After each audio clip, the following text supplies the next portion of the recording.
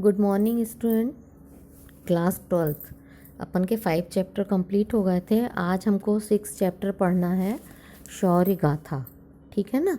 इसमें शिवाजी के शौर्य का वर्णन किया गया है। तो प्रसंग है कि शिवाजी की सेना का युद्ध के लिए जब वो प्रस्थान करते हैं उसका वर्णन है। उपयुक्त पंक्तियों में उसका वर्णन किया गया है। ठीक है ना। साजी चतुरंग सैन अंग में उमंगधारी, सर्जा शिवाजी जंग जीतन चलत हैं। ठीक है ना।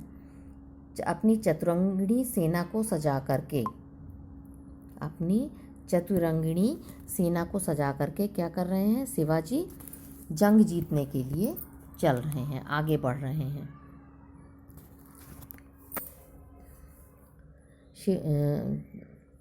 मतलब शिवाजी अपनी चतुरंगिणी सेना को सजाकर उत्साहपूर्वक वीर रस से भर करके युद्ध के लिए आगे निकल पड़े हैं। ठीक है ना।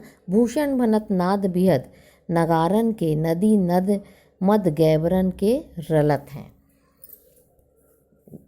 नदी नद गैबरन के ललत हैं। भूषण कवि कहते हैं कि श्रेष्ठ शिवाजी जब युद्ध के लिए निकलते हैं तो बड़े बड़े नगाड़ों की आवाज़ चारों ओर गूंजने लगती है। नगाड़ों की आवाज़ क्या होती है? चारों ओर गूंजने लगती है और उसे देख करके ऐसा लगता है जैसे नदी नाले में उफान आ गया हो, है ना। नदी नालों में उफान आ गया हो। शिवाजी की सेना अब युद्ध के लिए प्रस्थान करती है। फिर है एल बैल खैल भैल खल में गैल गैल, खलक में गैल गैल, गजन की ठैल पैल सैल उलसत हैं, तारा सो तरनी धूरी धारा में लगत जीवी, थारा पर पारा पारावरियो हलत हैं, पारावरियो हलत हैं। ठीक है ना। तो ऐसा लग रहा है कि जैसे नदी नालों में उफान आ गया हो। और इनकी जब युद्ध के लिए सेना आगे चलती है तो पूरे गलियों में ऐसी खलबली मच गई है। हाथियों का जो समूह है उन भीड़ को देख करके ऐसा प्रतीत होता है जैसे पहाड़ उखड़ गए हों। मतलब चारों ओर धूल ही धूल फैली हुई है ना, पहाड़ उखड़ गए हैं। और उनकी सेना ऐसी उड़ने वाली सेना, उनकी जैसे ऐसा प्रतीत होता है मानो उनकी सेना उड़ रही हो। धूल के कारण आकाश में निकला हुआ सूर्य भी तारे के समान अत्यंत छोटा दिखाई देता है और चारों ओर धूल ही धूल दिखाई दे रही है। ठीक है ना। हाथियों के समूह में भी गली गली में पूरे खलबली मची हुई है। हाथियों के समूह ऐसे दौड़ते चले जा रहे हैं, ऐसा लग रहा है मानो पहाड़ के पहाड़ उखड़ते चले जा रहे हों। और पूरे आकाश तक धूल फैली हुई है। सूर्य भी हमें अत्यंत छोटा दिखाई दे रहा है। सेना जो अपनी धरती पर कदम ताल करते हुए, मतलब पैदल चलते हुए, तेज तेज से जो चलते हुए चल रही है, उससे ऐसा लगता है कि जैसे मानो समुद्र में हलचल मच गई हो। एक साथ समुद्र में बहुत सारी हलचल मचती है तो लहरें इधर उधर होने लगती हैं, तो उसको देख करके ऐसा लगता है जैसे समुद्र में हलचल मच गई हो। ठीक है ना। और यह हलचल वैसे ही है जैसे थाली में रखे हुए मोती। अगर एक थाली पे आप मोती लो और चारों ओर थाली को हिलाओ तो चारों ओर वो फैल जाते हैं। ठीक है ना। तो शिवाजी की सेना का इसमें वर्णन किया गया है कि शिवाजी जब अपनी चतुरंगिणी सेना को सजा करके उत्साहपूर्वक युद्ध के लिए चलते हैं तो क्या होता है?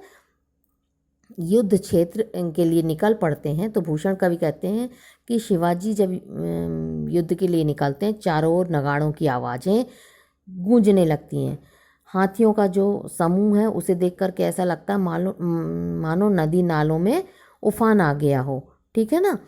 और सेना जब युद्ध के लिए प्रस्थान करती है तो पूरी गली गली में खलबली मच जाती है। हाथियों के भीड़ को देखकर लगता है पहाड़ के पहाड़ उखड़े जा रहे हों, हैं। धूल के जो कारण आकाश पूरा हमारे कैसा दिखाई देता है? धूल रहित धुंधला दिखाई देने लगता है।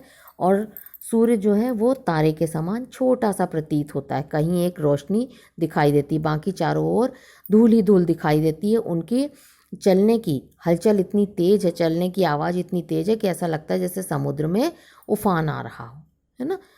बड़े जोरों की आवाज़ के साथ उनकी सेना आगे की ओर अपने युद्ध के लिए बढ़ रही है। ठीक।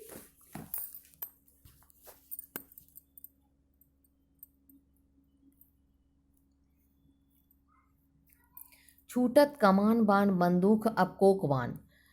सेकेंड वाला है छूटत कमान बाण बंदूक और कोकवान, मुश्किल होत मुरचानहू की ओट में। ताही समय शिवराज हुकुम के हल्ला कियो, दावा बांधी द्वेषिन के पीरन के जोट में।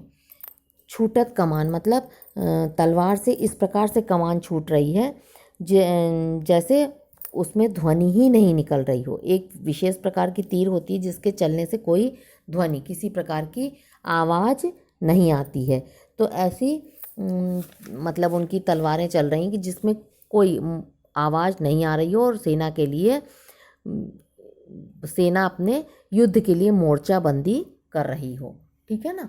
ताही समय शिवराज हुकुम कह हल्ला की और इसी के साथ शिवराज जो हैं एक साथ अपना हुक्म माने अपना आदेश दे देते हैं कि चल करके सेना पर धावा बोलो, दावा बांधी द्वेषण पर वीर की जोट में। और एक दावे के साथ ये कहते हैं कि तुम अपना धावा जा करके दुश्मनों पर बोल दो। ठीक है।